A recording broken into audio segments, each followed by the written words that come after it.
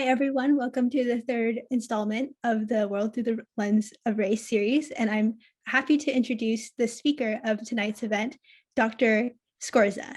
Dr. Scorza believes that education can be a tool used for civic and social empowerment. His work centers on building leaders who fight for equity in schools and communities while serving as the executive director of racial equity within the LA County, the founder of the Social Justice Learning Institute, and the president of the Board of Education for Englewood Unified School District. He also serves as a lecturer in the Fielding School of Public Health at UCLA, is a UC Regent Emeritus, and is the current president of our amazing Alumni Association. He has helped pass policies that established veteran service centers and prioritized $160 million for student services across UC campuses. Please give a warm virtual welcome to Dr. D'Artagnan Scorza. Thank you so much for that kind introduction, Amy. Really appreciate you being available and providing that sort of that introduction. And all of you really welcoming me to be here with you tonight. I'm excited to be amongst all of you as leaders, as students who are going to be taking on these issues in our communities and in our society and in our university. And so again, it's a pleasure and it's an honor to be here with you tonight. And I'm also going to kick it off briefly with another land acknowledgement. I'll tell you why I'm doing a land acknowledgement here in just one second. But I also want to share with you, I am currently, as you just heard, served as the executive director and founder of the Social Justice Learning Institute. You got to hear from some of the young folk that I helped to train and support in your second series. Gabe Regalado was one of my team members that I brought on board at SGLI. I'm no longer there. I founded the organization, ran it for 14 years. And now I'm the executive director of racial equity for Los Angeles County, which means that I have the responsibility for helping to move our county towards being more just, to being more inclusive, to appreciating and understanding our diversity, and to strengthening outcomes within our communities. So I'm going to kick it off. You can now see my screen is shared. And we're going to talk today about anti-racism. You may have been hearing a lot about anti-racism in the past year, especially since the death of George Floyd. You might have been hearing a lot about sort of the role that race plays in our society, or maybe you haven't. I mean, I think as alumni scholars, you're starting to, and you've begun to sort of walk through some of these series. I think starting with Dr. Alexander, having a panel of people with lived experience at your last one. And this one, I'm going to try and sort of bookend a lot of those conversations for all of you. We're also going to try and be interactive. So be sure and be ready to visit the links that I send to you and that I give to you, and be ready to pull up your phone, because we're going to be using some tools tonight so that you and I can dialogue, so that this is not really I don't want this to be just a one-way conversation, okay? So now, kicking off again with the land acknowledgements. You heard Kendra start off this meeting today with the land acknowledgement, but why do we do that? We acknowledge the land because it's a simple and powerful way of showing respect, and it's a step towards correcting the stories and practices that erase Indigenous peoples' history and culture. It also invites us to honor and tell the truth, about sort of how we got here, how this country, how this land came to be. It allows us to offer recognition and respect, and it counters the doctrine of discovery, which many of us learned in school growing up as children, right? We learned that, there was manifest destiny, and God proclaimed that the settlers would own this land from coast to coast. But the truth is, there were people that were already here that were stewarding these lands. The truth is that there were people who were here that were enslaved, or who were fought and who were killed in the expansion of these lands. So if we want to really understand what it means to be anti-racist, we start with first acknowledging the truth and recognizing the history as it exists, not as the way we sort of try and eliminate it or rewrite it or wash it through time, but really to create a broader public awareness of that history, which has led us to the moment we're in today, as well as to begin to repair relationships, right? To repair the harm that's been done by shaping historical narratives that are counterproductive to what it means to live in a society where we honor and lift people up. That doesn't mean that we're not Americans or that we have to sort of feel a certain kind of way about sort of all of that, right? We need to walk around with guilt. No, but what it does mean is that we need to support a larger truth-telling and reconciliation effort. And that we remind people and we recognize that colonization is an ongoing process, and that in many ways, we get to show reverence and respect and inspire ongoing action in building a relationship with people. So we're going to acknowledge, and I want to acknowledge and recognize the first people of this ancestral and unceded territory, the land that today we call Los Angeles County. With respect to their elders, past and present, I recognize the Tongva, Tataviam, Chumash, and the Chumash as the original stewards of this land, and as those to whom we like to continue to lift up, as well as tell their stories and culture.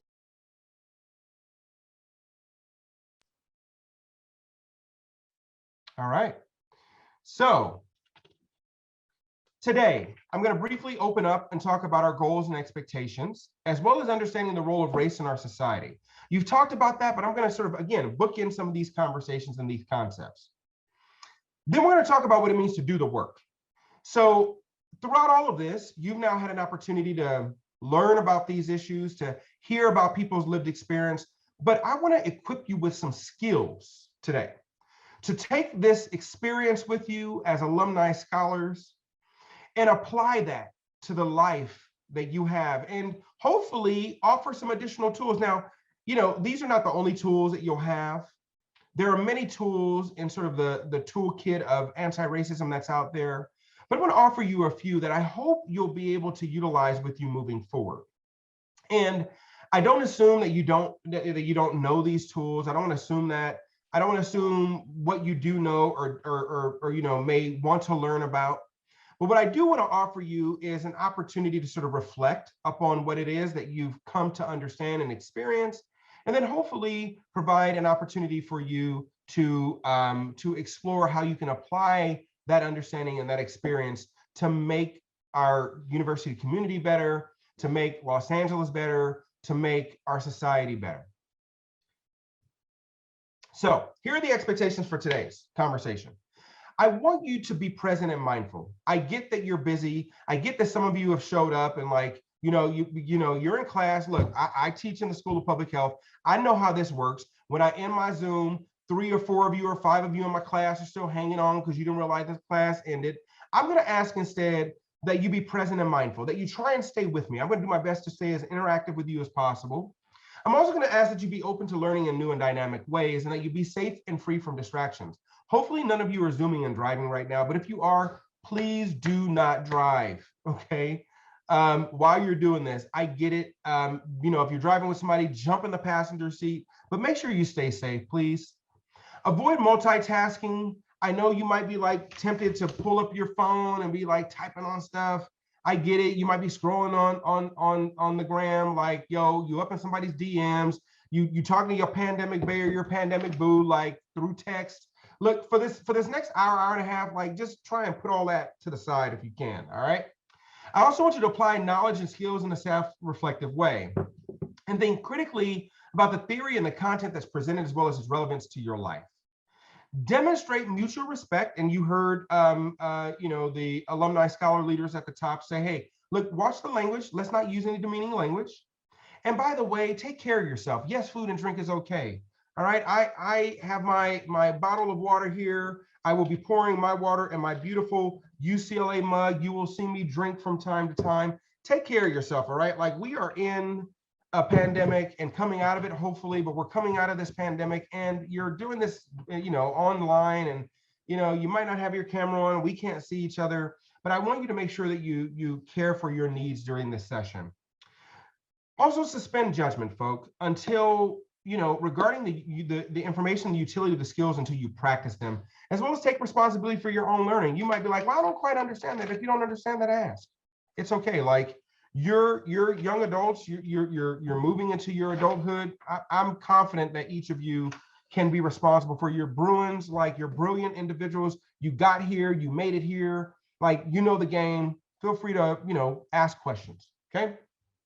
Now, You don't necessarily have to do this if it doesn't work for you, but ideally I would ask that you be in a quiet place. I get that some of us are still at home. We have family members, we may have a little brother or cousin who's in the background. You may have things that are going on, so I understand that. But if you can create a quiet environment, do so. Close other screens that are on your laptop aside from the ones that I ask you to utilize. It'll help with internet stability. Remember, technical glitches are going to happen because, I was teaching my class yesterday and Zoom just literally froze on me and I couldn't like open it up. And if that's the case, just be patient. I will come back. Don't worry. If I got to restart my computer, I'll make it happen. Whatever will happen, we will get through this today, but just be patient if that happens. You can also use the chat box if you prefer to type a question, but in this case, particular case, you can use Q&A. There's going to be a moderated Q&A after I'm done with the presentation. But I want to avoid holding side conversations if you can. And then we may use additional technology during the session, including the links that I send you. Be active, okay? Like, we're in a virtual environment. I know this is one way, but it's not going to be, and I'm going to do my best to try and keep us interactive. This virtual session will be a combination of information sharing, learning new concepts, and engaging in activities, okay? Now, I recognize that some of you are in different locations and time zones, but try and participate as much as you can. And if you want to use, I don't know if you can use reactions during this webinar format, but you're welcome to. But again, be active, engage in the activities.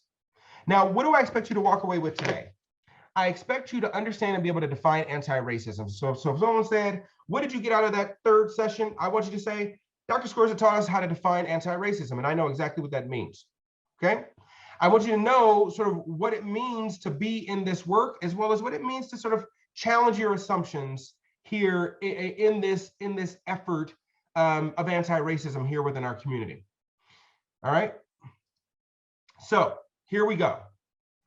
I want you to kick this thing off and respond by joining pollev.com. And I'm going to just do a temperature check, right? I want to see where you're at. Tell me what's going on. Let me know how you're doing. It's 6:20 on a Thursday. So let me know, where are you at? Join by text. You can text DARTAGNANSCO825 to 37607. I'm going to do my best for those of you who may be hearing impaired or maybe visual, may have visual impairments. I'll do my best to try and describe certain things or make it visually available. So I want to be responsive to your needs. So you may hear me repeat things, and that's okay because I want to be responsible to the needs of our disabled persons who may be participating tonight as well. So you can visit and respond to this question that shares a word and lets each other know how you're showing up in the space. So here's the question. Share a word that lets each other know how you're showing up in the space. You can go to pollev.com, pollev.com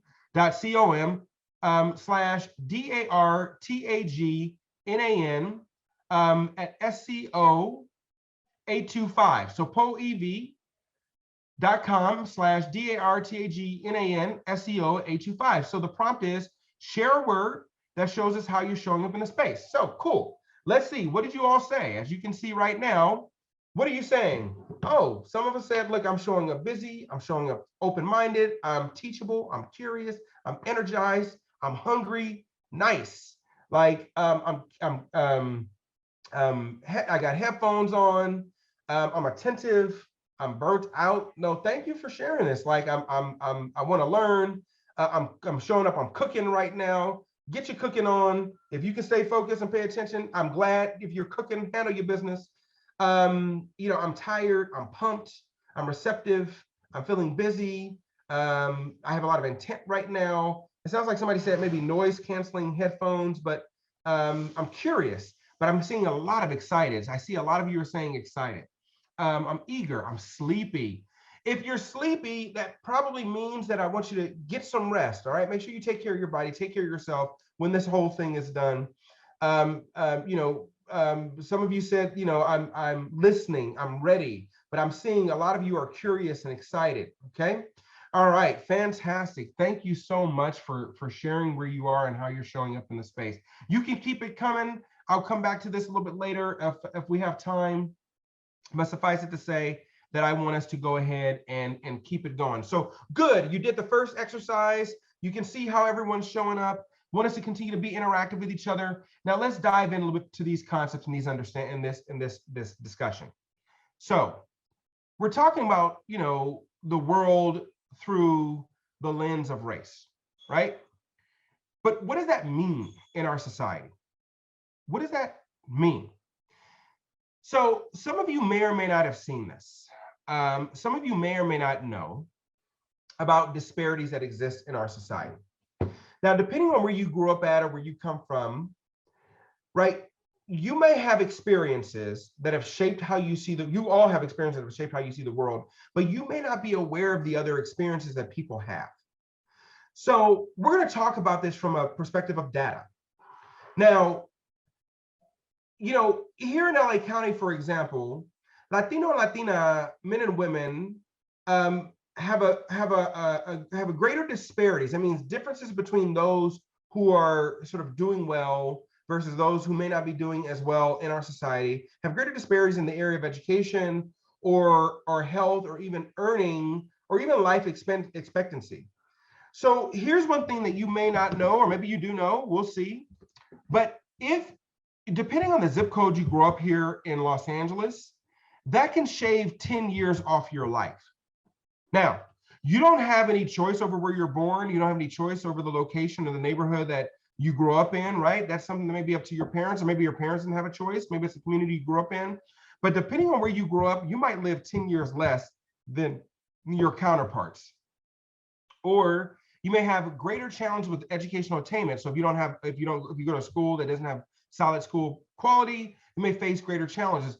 Or even recently with the pandemic, if you were Asian American, African American, or Latino, you had a greater chance of facing COVID-related deaths than maybe your white counterparts, right? So what's important to note, or if you were like African American or if you're Black or Latino or Asian as well, you may have had a greater chance being homeless or houseless. May have had greater issues trying to pay your rent. You may have faced greater degrees of food insecurity. You might have faced greater challenges in your health, facing health issues in our society during the pandemic, likely due to comorbidity or other sort of health factors that may have been outside of your control. And often we ask, like, well, sometimes people are like, well, why is that the case? What choices did they make? Well, let's talk about that. You may have heard this at some point, or you may have even studied this in your classes, or maybe not, right? But I know in our textbooks, they often teach us about sort of the history of slavery, but we don't really dive into that. What you actually learn in your history classes is that, yes, there were slaves in our society, and then, Lincoln freed the slaves with the Emancipation Proclamation, and then they were free. And then you heard that, like, Dr. King came along and he made sure they eliminated separate but equal, and now Barack Obama became president. Now African Americans have reached the pinnacle of society. But this past year probably woke you up to some things that you weren't aware of when you saw in that 9.5 minutes the life of George Floyd leave his body as Derek Chauvin put his knee on that man's neck and murdered him. You might have been awakened to the disparities that exist in our society because of the pandemic as you watch families having to stand in these long lines to get access to food. Maybe you grew up in a place where you did well, or your family did well, or maybe they didn't do well. Maybe you had to get a job to help pay the rent for your family. Maybe you take some of your scholarship dollars to help your family repair their car or get food. Maybe you realize some things over this past year that you were unaware of. And in realizing that, I want to help situate what you've come to understand or have not yet fully understood, and explain why we still see the disparities in our society that we do. Because if you take a look at my screen here, what you can see is that, yes, the institution of slavery ended in 1865 as the Civil War ended. What slavery represented was the ability of one group of people to exploit the labor of another group of people and utilize that labor to build economic power, to build political power, to build social capital, to build wealth in our society through sort of violent means, right? It was chattel slavery. It was violent. It was. You may have seen some of the whips that were used in history, right? This violent enslavement of people. And in that time, the concept of race was really codified.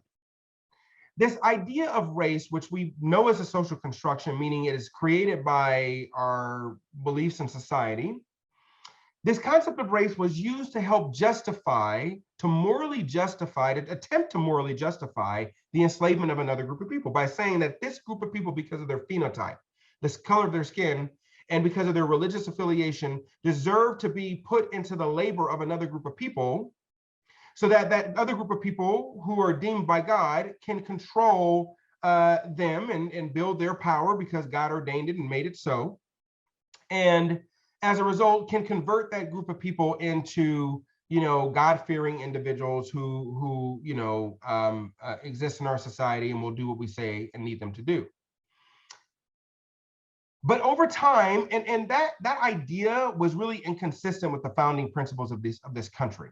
So race and racism and sort of the enslavement of people was an inconsistent idea with the purposes and the tenets of this society, which was to ensure that all people can, live life and be happy and pursue justice and pursue what was right and, be self-determined and have self-efficacy. But what happened is, even after slavery was ended, our society transitioned into a new sort of system. You may have heard of Jim Crow and or segregation.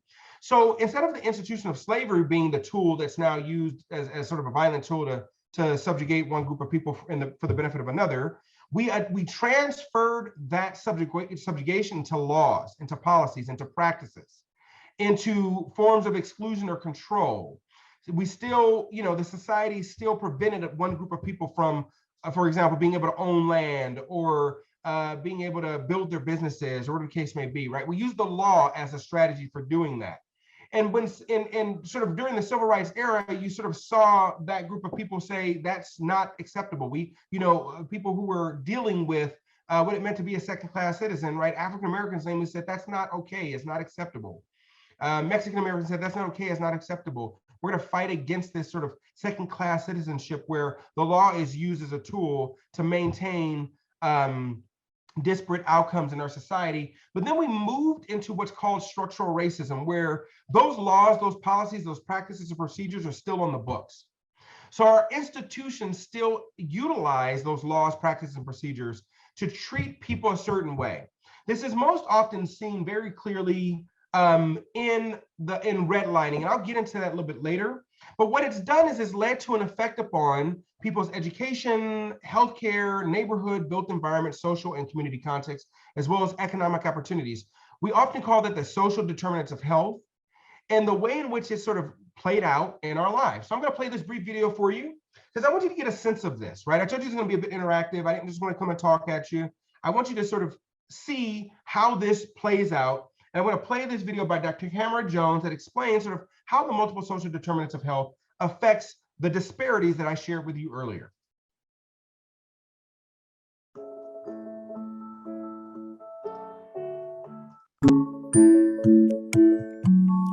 I'm Dr. Kamara Phyllis Jones, past president of the American Public Health Association.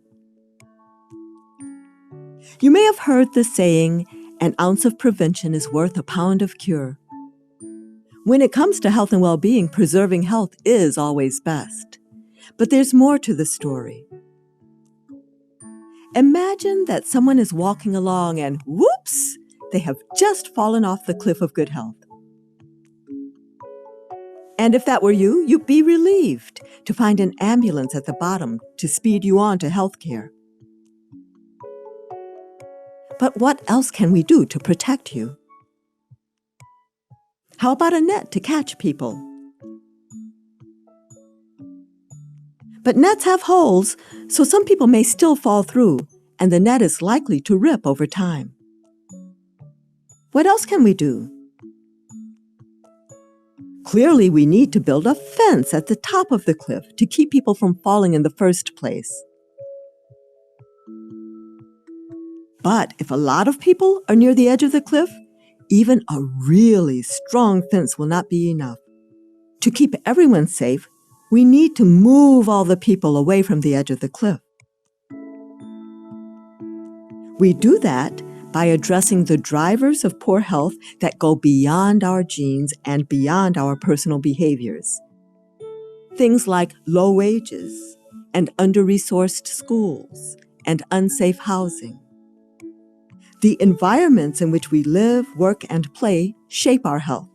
These are the social determinants of health. These things can either propel people toward the cliff's edge or keep them at a safe distance from it. But this cliff analogy is incomplete. We need to also realize that the cliff is really three-dimensional. And then to notice that resources and people are not evenly distributed along this cliff. At some parts of the cliff, the ambulance at the bottom may have a flat tire. Or maybe there's no ambulance there at all. Maybe there's no net, nor fence. And usually, at those parts of the cliff, the people are being pushed closer to the edge. These are the differences that lead to health disparities in a population. Differences in the speed and quality of the ambulances represent differences in quality of care. Differences in the presence of ambulances, nets, or fences, these represent differences in access to care.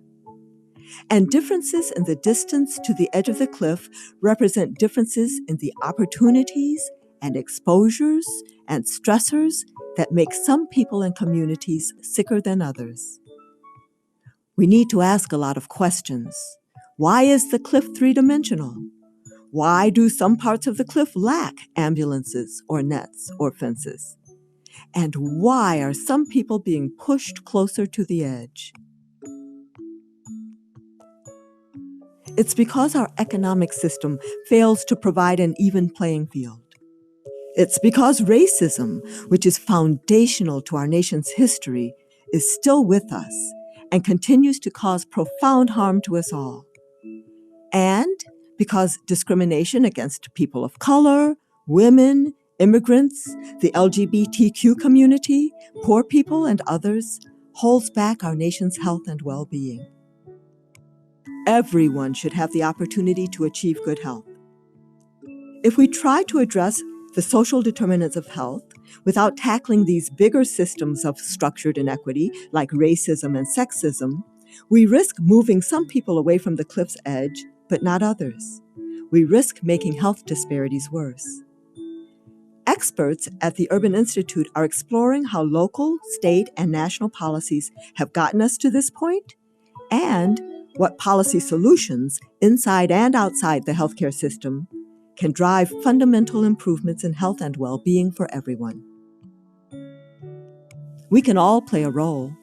We can support our kids' teachers. We can participate in neighborhood cleanups. We can volunteer with community organizations. And let's recognize and dismantle racism, sexism, and the other big systems that assign value and structure opportunity in ways that undermine some groups more than others, but hurt us all. Doing so will radically improve health and well-being for everyone by creating the conditions all of us need to have the best health possible.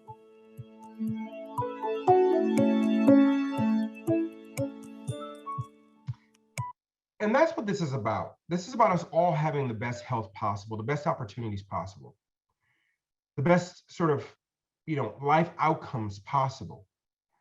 Now, I told you sort of about the role that slavery has played historically. We often don't talk about that in this context. But how did we get here in our society, especially here in Los Angeles? Let me tell you a bit about this and what I mean by structural racism. So in 1935, the Federal Housing Administration, the Federal Housing Administration was created in 1929. And in 1935, it created a policy that said, you cannot, banks, if you decide you want to lend to African Americans, we will not, as a federal government, back your mortgage. Right? The federal government had an interest in building housing all around the country because after World War I, it realized that it needed to provide access to land and opportunity for people, right, to sort of help build society, to build sort of economic opportunity coming out of the Great Depression. And as a result, built one of the most sort of influential federal agencies in the history of this country, the Federal Housing Administration. The Federal Housing Administration put out a rule that basically said, hey, if, you as a bank or as a developer, if you want to build housing and do so for Black folk, then you need to make sure that it's not connected to where that housing is being built for white folk. Otherwise, it's going to lower the property values of that housing. And even though that was not true in practice, and the data does not show that, that's what the rule was. So the Federal Housing Administration would say, we're not going to back your mortgage, banks.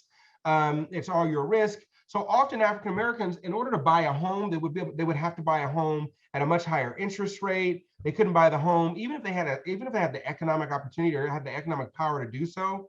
They had to pay far more for their homes, sometimes 2 to 3 times more for their homes. Right? There were all of these sort of structural economic challenges that were built into home ownership for African Americans.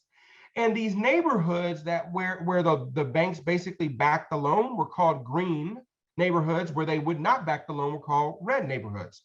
So if you think about the community that you grew up in, often when you see like places where the homes were not either resources or well taken care of, those are typically what we know as being sort of neighborhoods of concentrated disadvantage or redline communities, where there was a divestment of resources from those communities because the federal government essentially said, don't invest in those neighborhoods. So when you think about like, well, why do Black people, not have better opportunities? What, didn't they have behaviors? Well, actually, not only did they not have the same opportunities, there were specific policies that were passed to ensure that if you were Black or Asian American, at the time defined as like Chinese, Mongolian, Indian, or whatnot, right? If you were that population or even Mexican American, you could not receive the same resource. You did not have the same opportunity. You couldn't live in the same neighborhoods, right? So what does that look like, and how did that play out for veterans and others in our society? So I'm going to play this video for you as well so that you can get a sense of the impact this has had historically on communities.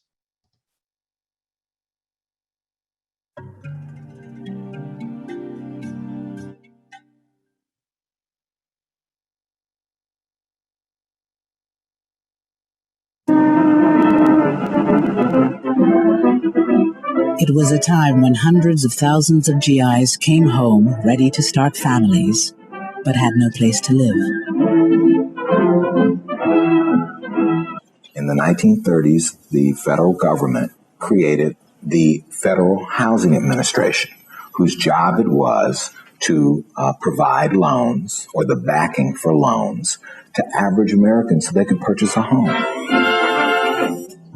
Federal programs and banks sank millions into the home construction industry. Their message to veterans: you can afford a new home. Buy a new home now. Tax dollars help make the single-family home a mass-produced consumer item. The American dream had a new name: suburbia.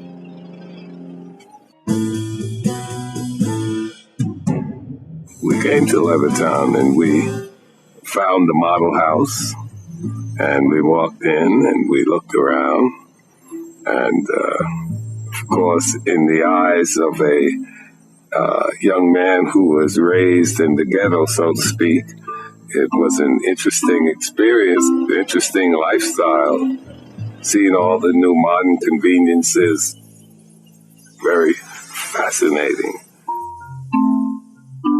Eugene Burnett came home with almost 1 million other Black GIs.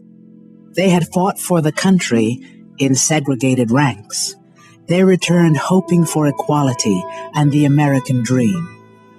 For many, that dream was a new home for little money down and some of the easiest credit terms in history. I went up to the salesman. We're interested in your home. We're interested in buying one. And what is the procedure? Is there an application to be filled out? So forth. So he looked at me, looked around, and he said to me, he says, listen, it's not me, but the owners of this development have not as yet decided to sell these homes to Negroes. The FHA underwriters warned that the presence of even 1 or 2 non-white families could undermine real estate values in the new suburbs. These government guidelines were widely adopted by private industry. Race had long played a role in local real estate practices. Starting in the 1930s, government officials institutionalized a national appraisal system where race was as much a factor in real estate assessment as the condition of the property. Using this scheme, federal investigators evaluated 239 cities across the country for financial risk. So that those communities that were all white, suburban, and far away from minority areas, they received the highest rating, and that was the color green. Those communities that were all minority or in the process of changing, they got the lowest rating and the color red. They were redlined. As a consequence, most of the mortgages went to suburbanizing America, and it suburbanized it racially. As homes in white communities appreciated in value, the net worth of these white families grew. For most non-white families who stayed in urban neighborhoods, the housing market open to them in the 50s and 60s was largely a rental market. You don't gain equity by paying rent. Where one's family lives in America is not just a matter of taste and preference. You have the issue of housing and wealth. The majority of Americans hold most of their wealth in the form of home equity. So that's their nest egg. That's how they can finance the education of their offspring. That's how they can sort of save up for retirement. It's their savings bank, right? They're living in their savings bank. My family, like a lot of families, was in Detroit, struggling to buy a house. You had a dual housing market, one white, one black. A housing market with one with a lot of demand, another housing market with very little demand. My father lives in the house that I grew up in. The house today, 5-bedroom house, is worth about $20,000. That same house bought in the suburbs would be worth today about $320,000. So whites moving to the suburb were being subsidized in the accumulation of wealth, while blacks were being divested. And these were public policy decisions in which, on one hand, people were given access to property, given title, and subsequently wealth. And on another hand, where people were not given access to property, did not generate wealth, and did not generate the kind of opportunity for the next generation.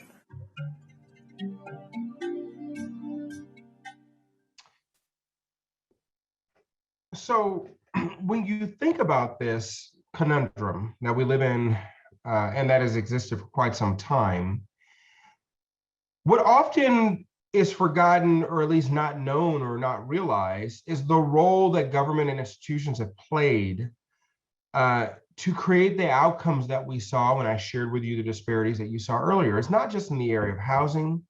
It could be with a hospital or healthcare institution. It could have been with a school, right? Not investing money into schools where there were predominantly kids of color. So, you're probably like, well, those kids, some people say, well, those kids that grew up in that community, they had a public school. I went to a public school. Why didn't they take advantage of all the research? Why are they dropping out of school? Well, the truth is that their schools never had the resources that they needed in order for them to be successful. Didn't have the books or the high quality teachers, right?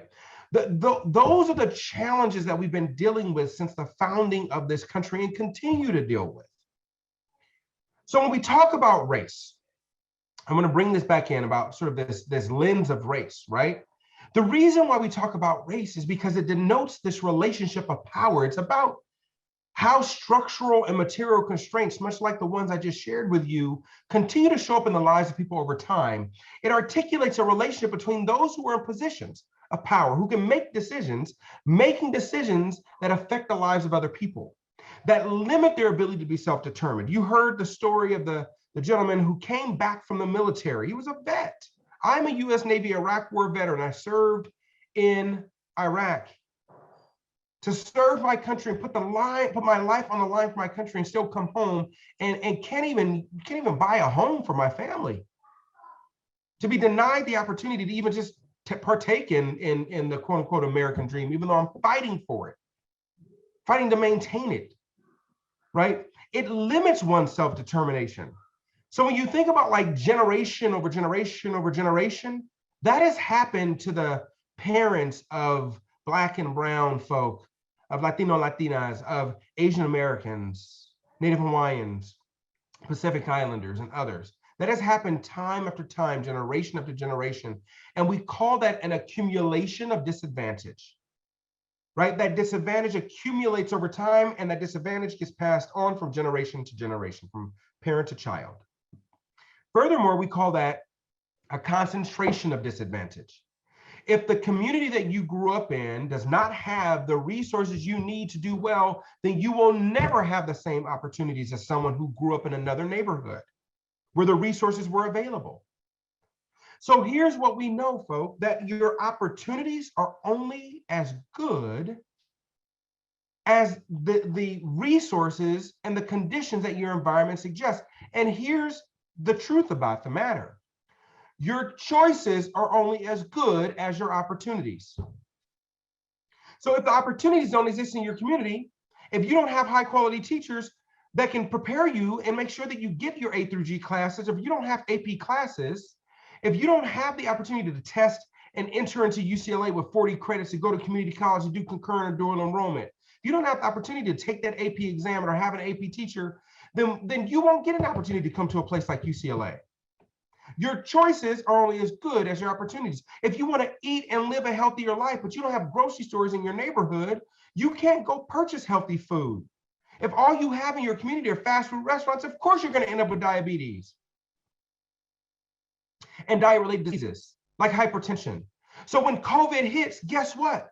You didn't have healthy food options at the start of the pandemic. You don't have them during the pandemic.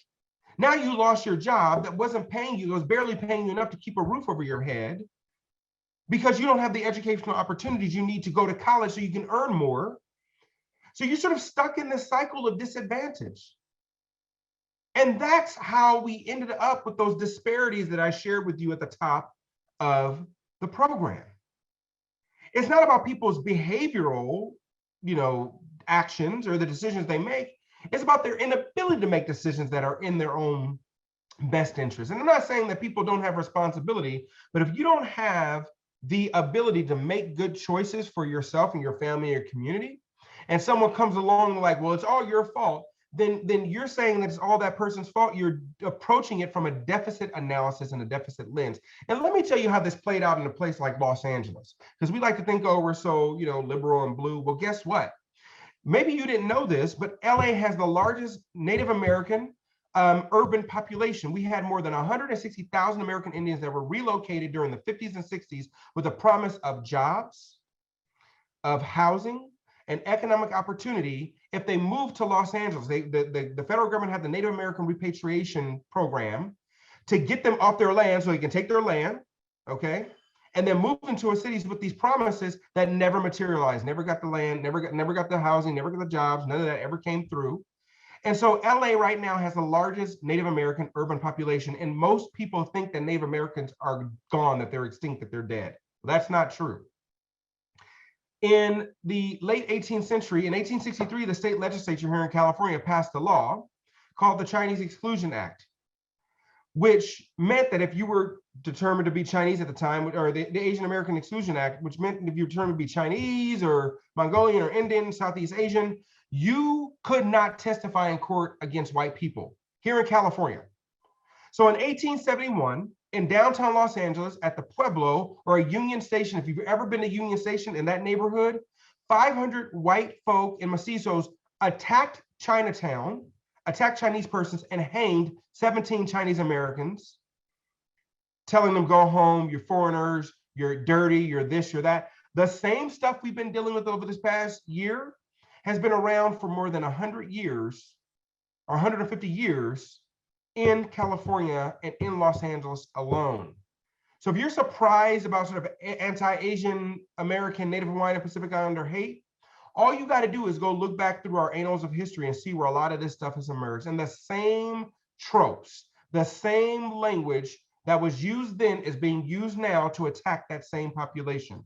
Or for Mexican Americans, for example, who were actual citizens here in the US, they were being deported in the 20s and 30s, and actually county social workers were used to deport Mexican Americans. Government officials were used to deport citizens of the United States and getting told, oh, you know, you can come back, but they were given a one-way ticket and were never able to return. Or even for African Americans that have been historically displaced. So even when they're trying to build wealth and maybe have an opportunity to build a home, like for example in South Los Angeles or Inglewood, where I grew up, but specifically in South Los Angeles, right in the Watts area, the 10 freeway and the 110 freeways were built, and the 10 freeway created what we now call as South Central Los Angeles. The freeways, the disproportionate use of eminent domain, a government policy to seize private land for public purposes, eminent domain was used in Black neighborhoods, took those homes from Black families and displaced them from their communities, and then separated them from economic opportunity.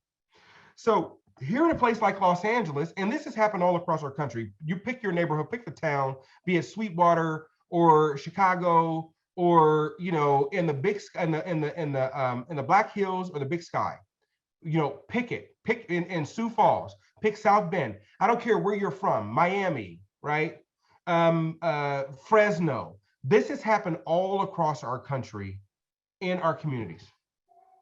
So here we go. All right, back to interacting. All right, go back to pollev.com/DARTAGNANSCO825 or join by text text DARTAGNANSCO825 to 37607 to join, and then text your response. So here's the prompt, folks. Here's what I want to ask you. What is something new you learned in this section? What is something new that you learned that you did not know about that is now sort of making you go, I want to learn more about that? So what is something new you learned in this section that you're wanting to learn more about? So again, respond at pollev. I'm going to go back over to pollev, and I'm going to go to the next exercise. So pollev.com, DARTAGNAN, text, or you can text it. So you learn about eminent domain. All right, cool. Great job. Let's keep it coming, y'all. What else did you learn? Redlining, something new that you learned, right? You didn't know that was a policy and that was actually something that happened in our community.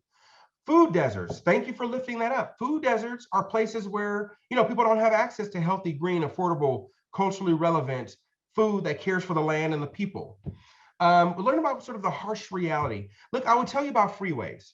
When freeways were built, the 10 freeway, many of you know about the 10 freeway because you have either lived near UCLA or you come to UCLA. If you've not yet come to UCLA, you will learn about the freeway at some point. The freeway, right, was built. When you drive down the freeway, you might notice it like does all these curves, especially like in Laurel Canyon and Beverly Hills. The white enclaves, the suburban enclaves that were built ensured that they used their money and their resources to move those freeways and relocate them so that they did not go through their neighborhoods. Okay, that you could not testify against a white person. Yeah, that's really important, right? Native American repatriation. We often think like, oh, Native Americans are not here, right? Like they don't exist. Let's see, what else did you learn?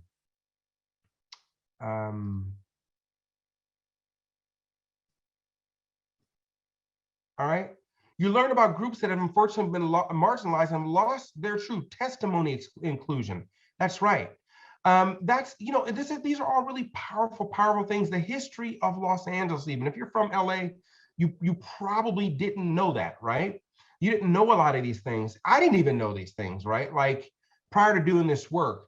Yes, racism has fundamentally been embedded in our society and in our communities in ways that are pervasive. That's what makes it so like difficult, because it's almost like, you know, like if you had a glass of water, think about it this way. You had a cup of water, you pour a little bit of sugar in, you spin it up. At some point, the sugar dissolves and you can't see it. But if you let the water sit there long enough, but you can taste it, right? Like if you drink the water and it's spin up, you can actually taste it. But if you let it sit there long enough, you'll actually see the sugar at the bottom. Like, in other words, if you settle for a bit and you pay attention to the history, you'll sort of be like, oh, okay, it's still there. You might not think it's there because it's settled and separated from the water. So when you taste it, like, oh, I don't taste a little bit of racism. That water doesn't taste sweet to me, right? Because maybe you went over there and you had an experience, you're like, those people are not racist. But once you start stirring the water, once you start traveling and you start seeing this history, then and you actually look at the settled sugar, you'll see it's still there. It's still part of the foundations. It's still in your drink. And if you stir it up, you'll feel it. Your experience, like what stirred, like George Floyd's death, all that did was stir it up. It stirred the sugar up in the water. So now we can all sort of taste it. You can taste your racism right now, right? And I think that's sort of the point, right? Is understanding these things. So thank you all so much for continuing to engage in this exercise. Go ahead and fill it in. I'm going to go ahead and keep it going. I'm going to go ahead and keep it going right now because I want to get us to another exercise today that's hopefully going to offer you all an opportunity to evaluate and think about this. So racism and other sort of forms of isms or phobias, homophobia, sexism, etc., are all based in our developmental belief systems. So if we want to actively undo racism and address it, we have to take on what's called an anti-racist approach, which means that we identify and eliminate racism by changing the system's organizational structures, policies, practices, and procedures, so that, as well as the attitudes that people have, so that we can redistribute resources and power equitably. Now, Ibram X. Kendi talks about this, and I'm going to play this brief video for you so that you can get a sense of what he means when he says what anti-racism is. What is that? What is anti-racism? Because it's not just about like us reacting to the death of a person like George Floyd, Breonna Taylor, Ahmaud Arbery, or any other person, Andres Guardado, or others that have been shot or killed in our society by law enforcement or in other situations. It's really about us, all of us, every last single one of us, actively taking on race and racism. So give me just a second. I'm going to go ahead and push this up. We're going to take about a minute. I want you to listen to Ibram Kendi's definition about anti-racism right now.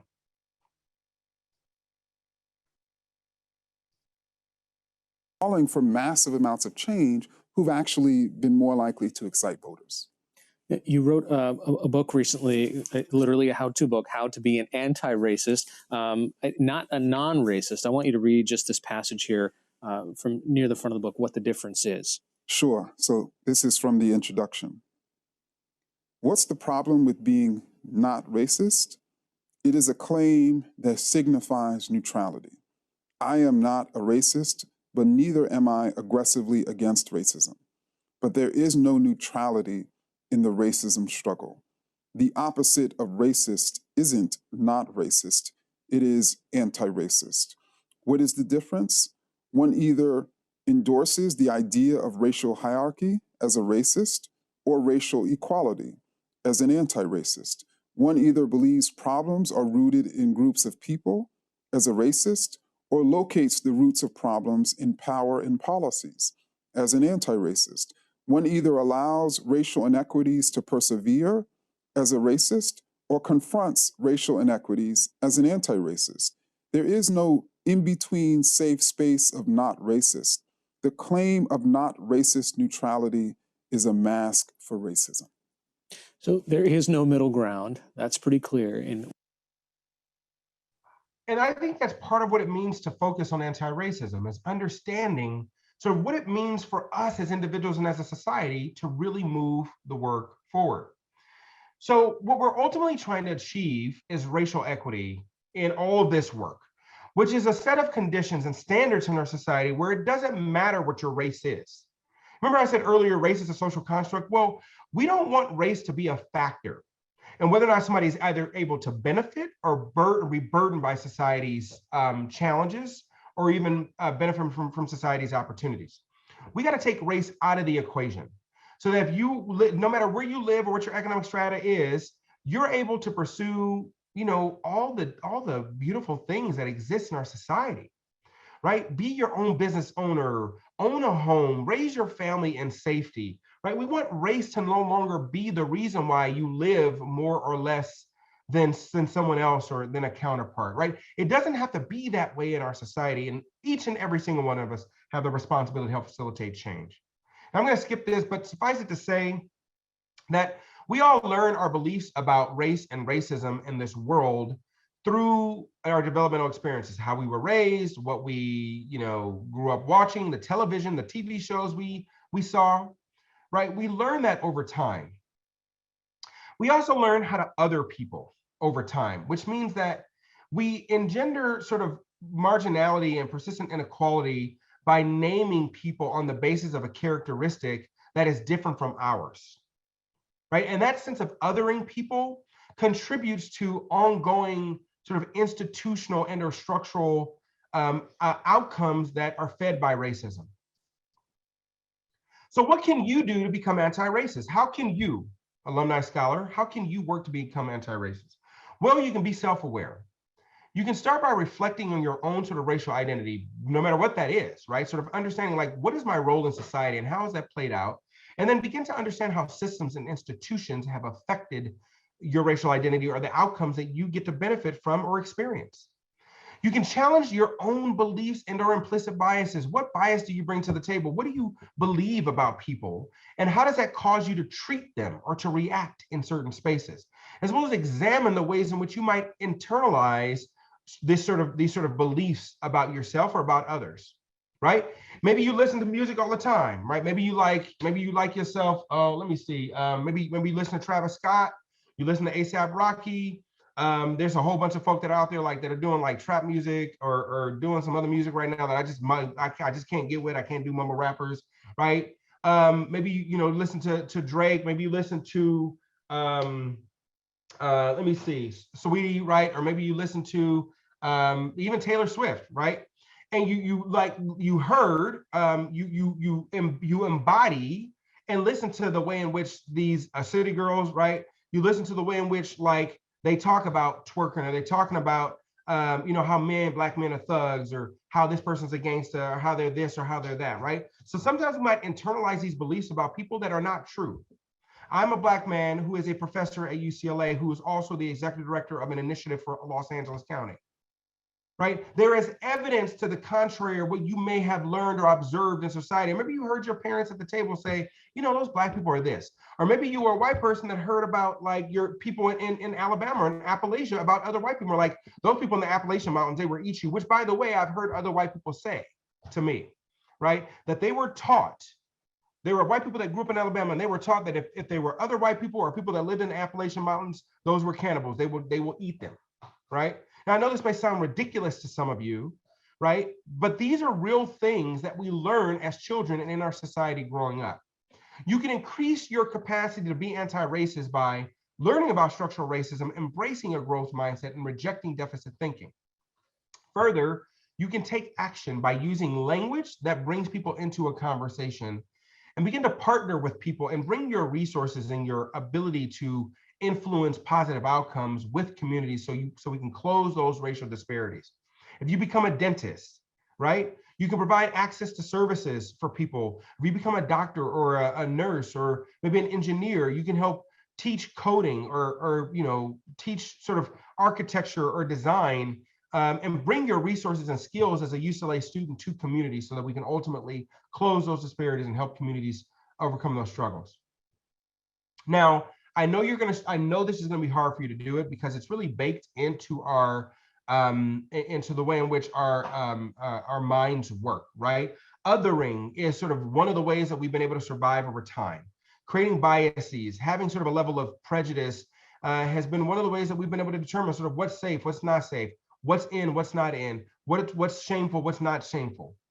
But we live in a modern society, and by understanding historic and ongoing segregation and understanding sort of the beliefs that you have, racialized schemas in the world, we can begin to sort of take on the biases we have, as well as the self-reinforcing expectations we have about people, so we can change the systems that lead to the outcomes that we continue to see in our society.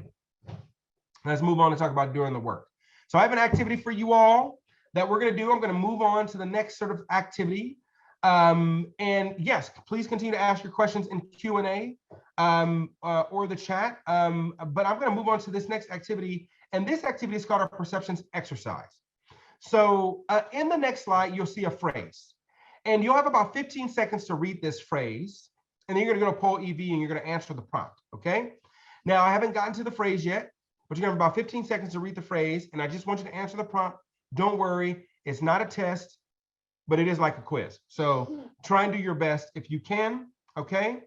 And this is the phrase, all right? Feature films are the result of years of scientific study combined with the experience of years. Just read it, right? You got about 15 seconds, read it again. Feature films are the result of years of scientific study combined with the experience of years. All right, let's go to poll EV. So here's the question for you. How many times did the letter F appear in the phrase? How many times did the letter F appear in the phrase? Remember, you can go to pollev.com/DARTAGNANSCO825, or you can text DARTAGNANSCO825 to 37607. So how many times did it appear in the phrase? Okay, all right. So we got some, okay, come on, B's. I see you're trying to come with it. Come on, E's, you got it. Come on, E's, who's gonna win this race? Are the D's there? I see we got some J's, some H's, some I's. All right, let's see. Where are we landing? Where are we landing? Keep it coming, keep it coming. I want to see, a lot of you are saying, yeah, 5s. Okay, all right, cool. A lot of you are saying, yeah, it's you know, it's E. All right, let's see. Now let's go back to the phrase. All right. Now, I'm going to ask you to do this again. You did your prompt. Now I'm going to give you 15 seconds to read this phrase again. Go.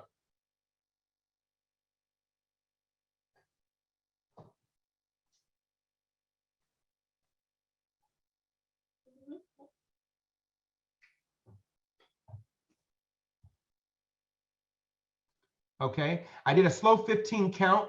Now, let's see. What do you say?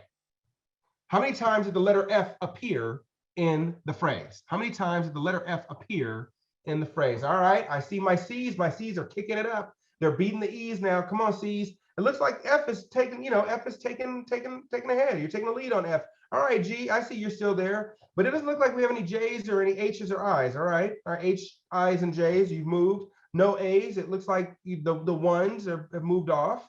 Okay, we still got some G's. We got a lot of F's. We got some C's. So C and E are coming in as second and third place. F looks like it's taking the lead. Let's see, any more responses? Keep the responses coming. Uh-oh, F is kicking up. F is kicking up. All right. What you got? E went down. It's so interesting.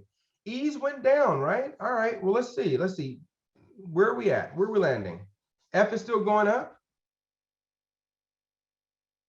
All right, it looks like you all responded. So let's do this, folks. I'm going to go back to my slide, and you already did the prompt. Now we're going to do this one more time. 15 seconds, go.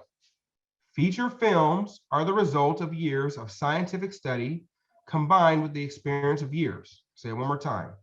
Feature films are the result of years of scientific study combined with the experience of years. Go back over to poll EV, and one more time. Let's do it. What do you say? All right. F, come on, F, you are coming in the lead. I still got some C's, some B's, some D's. Oh, we got I's. We got an I this time. Okay, we got a 9. Nine of you have come in.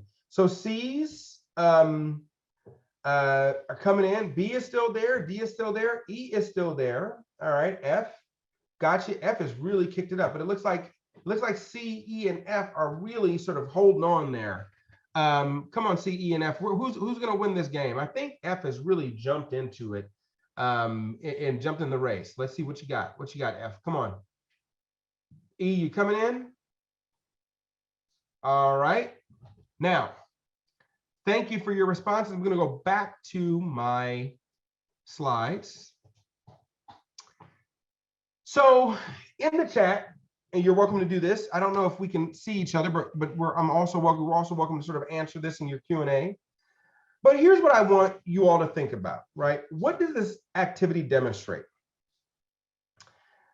I want you to also ask yourself, what did actually the different color backgrounds influence my perceptions, or how did the repeated sort of exposure of the message influence my perception, and how might this activity help me understand things, right? So let's have a debrief. You all just went through this exercise, and in this exercise, right, you actually came up with different responses. So on the first response, we're sort of have answers in every single place. Most of you said E, most of you said 5, right? So in your initial impression, most of you said 5. Some of you said 6. Quite a few of you said, 2, maybe you said 4, right? But it was sort of all over the place. When you got exposure to it again, after your first sort of perception, many of you said, all right, yeah, it's actually 6. But maybe you still said 3 and 5. Some of you still said 7. Some of you still said 2. By the third round, most of you said 6. Most of you said it was six times. The correct response, the correct answer is 6. There are 6 F's in the exercise, okay? There are 6 F's in the exercise. And so here's the question, right? Many of you still said, C and E. I did this exercise because I really wanted you all to explore your perceptions. And by exploring our perceptions, we can evaluate, right, sort of, where are we at? What does this mean? If I were the person that answered 3, 4, or 5, right, did it matter that, like, the colors of the font of the font was different? Did the color matter? Did the background matter? Did the did the shapes matter? Right? What mattered in your experience? Did none of it matter? What may have mattered, right? And the reason why I want you all to think about this is because often our perceptions of people, of things, right? The way in which we evaluate the world, the way in which we sort of review things in the world. And I get that this exercise only gave you 15 seconds, right? And that's sort of the point.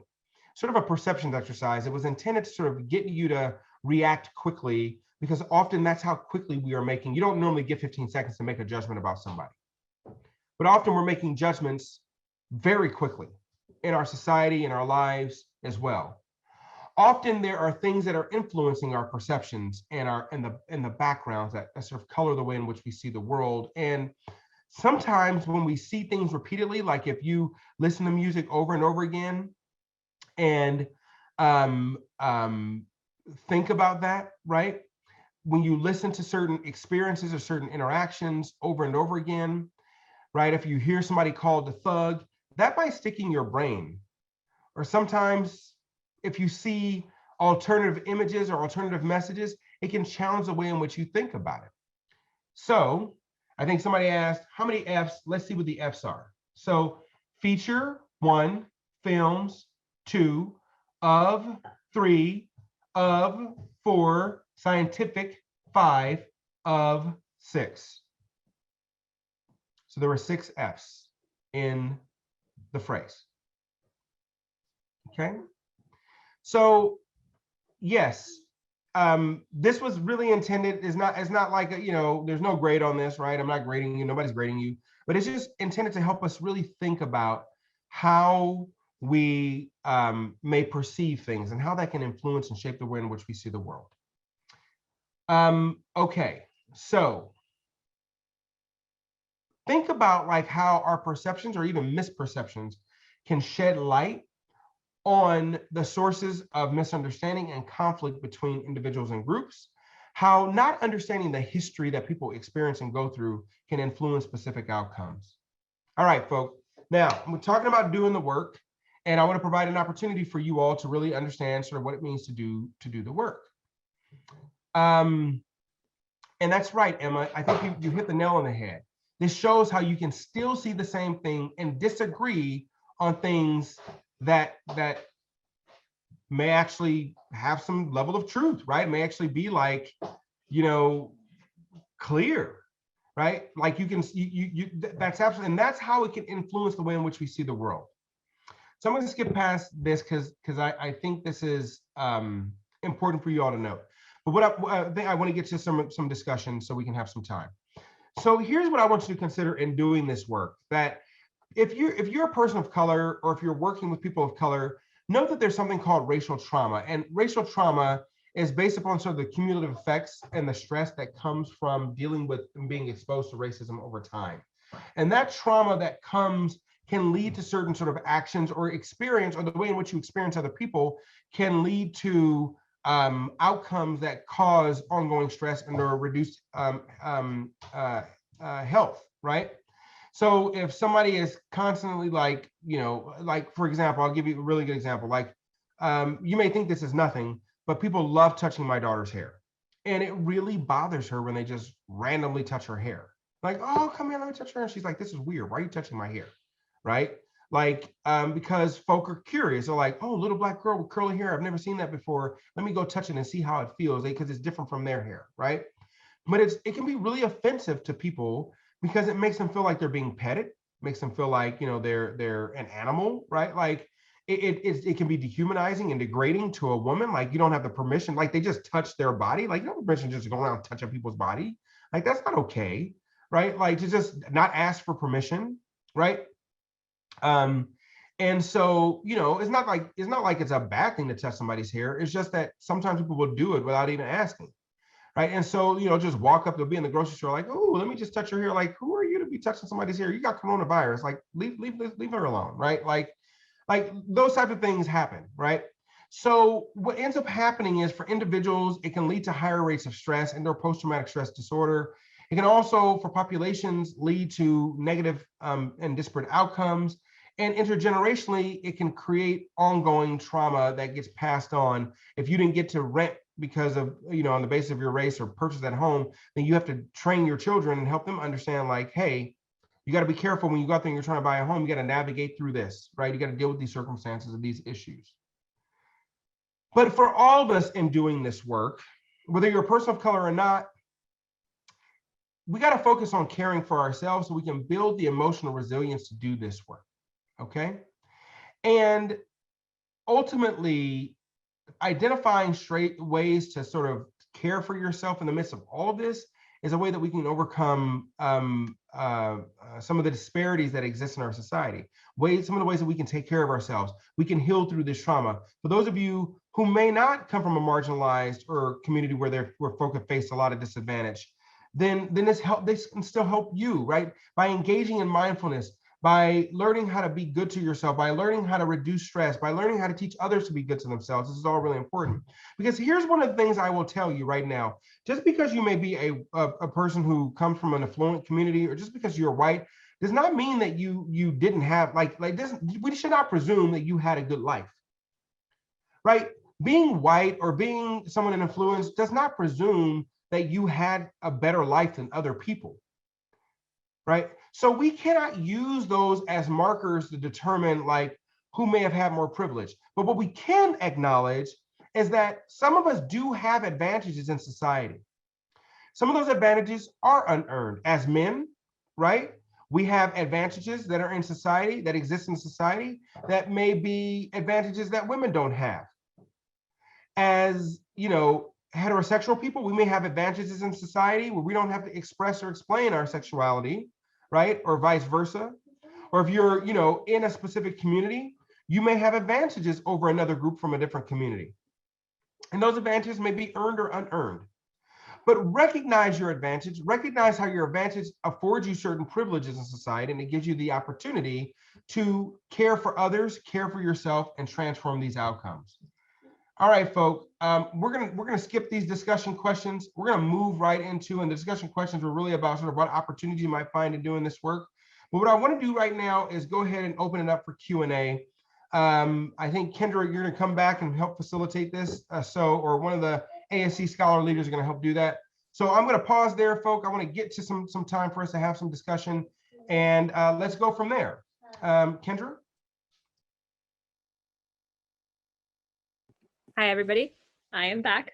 I will open the floor up to the rest of my committee members who will be leading discussion.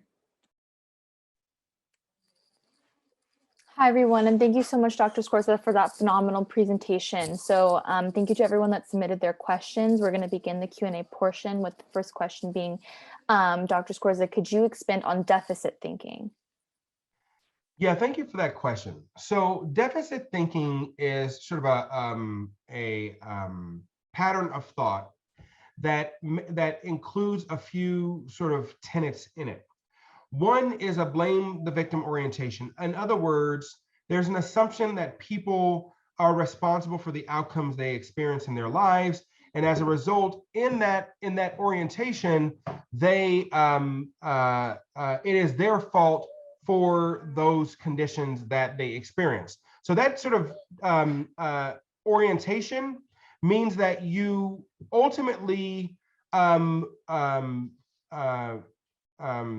treat people as though they are that they are responsible for, and because of their actions result in the disparities or the problems they experience in society.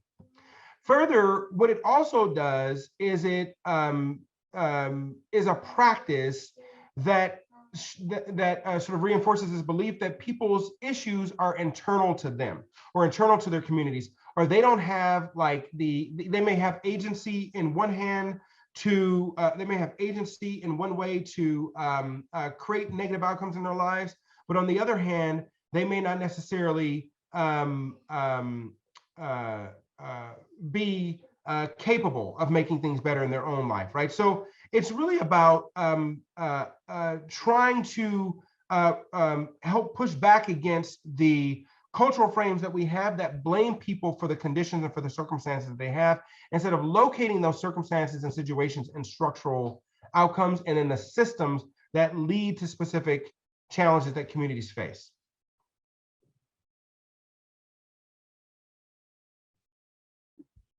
Thank you so much for that. Our next question is, as a member of the UCLA community, what are some specific things that we can do to create a more inclusive space? Yeah, that's a great question. You know, one of the things I would strongly encourage us all to do within our UCLA community, in addition to just upholding our true Bruin values, but you may have been seeing this recently, the chancellor has been speaking out against hatred and violence directed towards communities. Use your voice. Let me encourage you to actually use your voice. You might be in a space where you hear somebody like joking and saying something, man, straight up be like, yo, that's not cool. Like, that's not okay. Like, don't joke like that. Don't talk about gay people like that, or people in the LGBTQIA community, right? AA community, right? Like P community. Like, don't like, yo, that's not cool around me. So don't tolerate demeaning language in your space. That's one thing you can do. The other thing you can do, and many of you have been doing this, like you've been tweeting and retweeting, is to help educate people on these histories, these things that you don't know. Go take some time to learn more about it.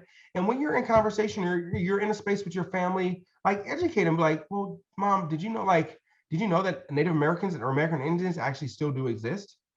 And your mom would be like, oh, no, I didn't know that. Really? Well, what do you mean? Like, actually, there's hundreds of thousands that live in like places like Los Angeles, or there are tribes and tribal communities that still exist, and, you know, lands that they still own.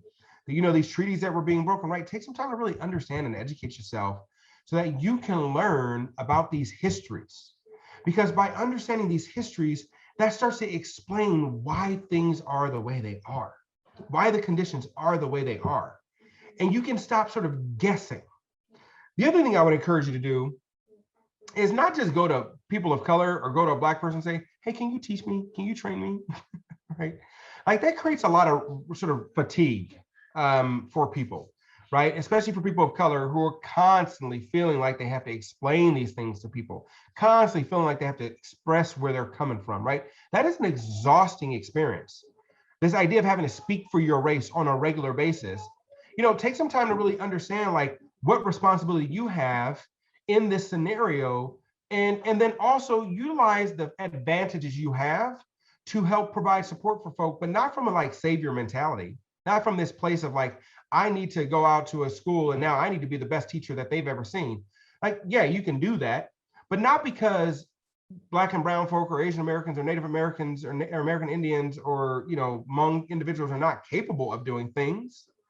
Instead, you can do it from a place where you understand and are invested in their success and working to utilize what's called a social empowerment framework, which is providing the resources people need to do for themselves.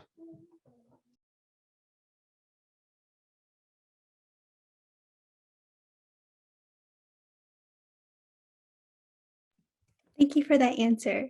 So I have a question about how about outside of UCLA, what can we do to create more and better opportunities and inspire change for marginalized communities? Are there any spaces or organizations you recommend us look into or get involved in? Yeah, there are plenty. I first of all, I really appreciate that question. If you are, let's say, white identifying, you want to be involved in this work, there's an organization called Surge, which is I think it's like I think it's SURJ, and it's something about standing like for racial justice. I don't remember the entire acronym right now, but you can easily look it up. And it's an opportunity to sort of learn about how to do this work. Obviously, there are a number of organizations that are focused now on anti-racism, diversity, equity, and or inclusion efforts. And so, look, as like, you can turn on YouTube, you can watch some videos, watch Crack, right? So you can learn about the crack epidemic and how like the federal government sort of perpetuated those policies that led to the outcomes that we now experience as it relates to mass incarceration. You can join an organization called Reimagine LA, which is actually taking on the carceral system here in LA County and working to close Men's Central Jail and decarcerate people here in LA. You could watch a show like Amend on Netflix. So if you want to have like a Bay night and you want to like Netflix and chill, maybe you play a little bit of Riri in the background, like you hanging out, like you could watch Amend as well. Much like many of you have learned how to take on climate change, take on race in the same way, right? Like allow yourselves to dive into this conversation. You can also learn how to facilitate these conversations. There's an organization called the Center for Social Inclusion, and CSI has a lot of resources and tools called, that focus on how to talk about race. And don't be scared to have the conversation. I know it's rough, and look, you're not going to get it right. Jay Smooth has a video on YouTube called like when I learned how to stop worrying about race. So if you want to just quickly Google it, you can check it out. Listen to Jay Smooth's like he's a radio DJ back east. Listen to his. It's a 12-minute video. It's somewhat funny. It's just a great way, I think, of sort of thinking about and reframing the way we think about and talk about race. But that's an opportunity for us to consider that work. Consider how to do that work. And then there's also, I think, not Walton, but I think it's Walton. And I'll see if I can send this to you all, but it has a number of like resources related to race and racism.